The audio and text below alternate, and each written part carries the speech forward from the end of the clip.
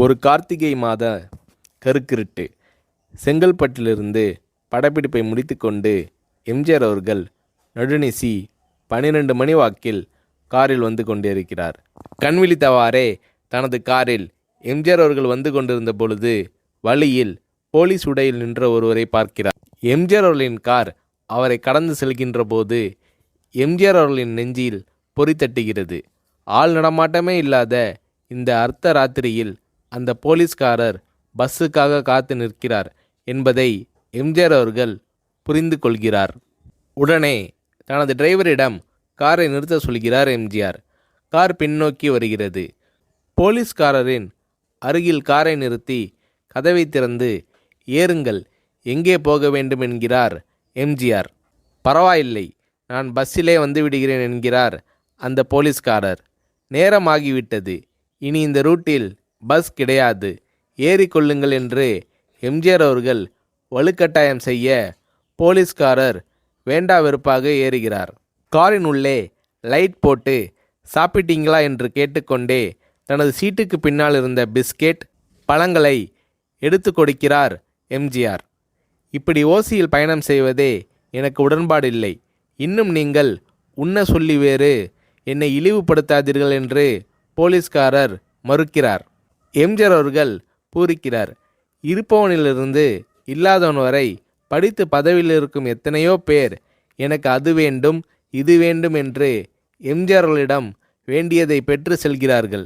ஆனால் சாதாரண பொறுப்பில் இருக்கும் இந்த போலீஸ்காரரின் நேர்மை எம்ஜிஆர் அவர்களை மெய்சிலிர்க்க வைத்துவிட்டது.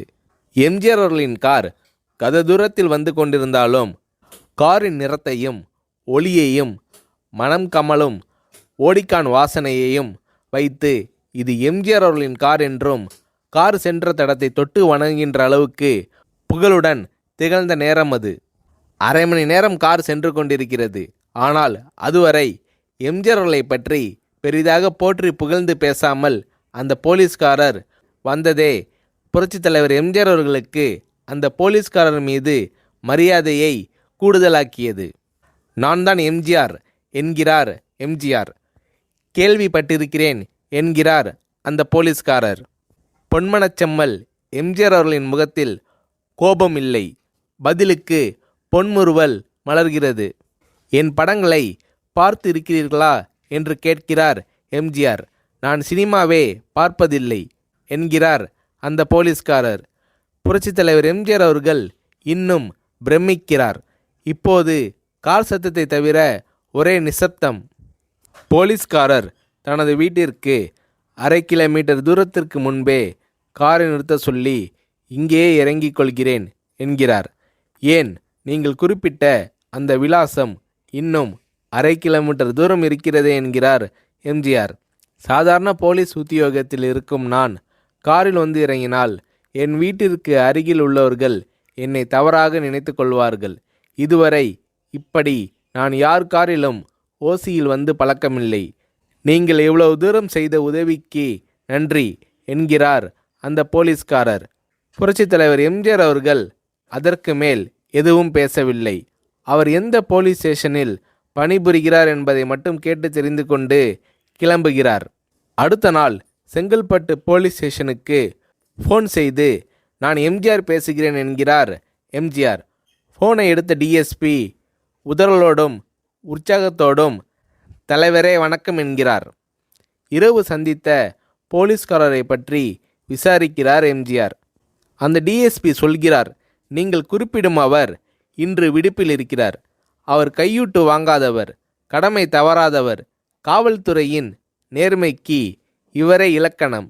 வெற்றிலை பாக்கு, பீடி, சிகரெட் போன்ற போதை வஸ்துக்கள், நாடகம், சினிமா போன்ற பொழுதுபோக்கு அம்சங்களையெல்லாம் இவர் அறியாதவர். கல்யாண வயதில் உள்ள 3 பெண்களையும் கரை சேர்க்க முடியாமல் கஷ்டத்தில் இருக்கிறார் என்கின்ற விபரம் டிஎஸ்பியால் எம்ஜிஆர் அவர்களுக்கு சொல்லப்படுகிறது. அவரை நாளை என் தோட்டத்திற்கு வர சொல்லுங்கள் என்கிறார் எம்ஜிஆர்.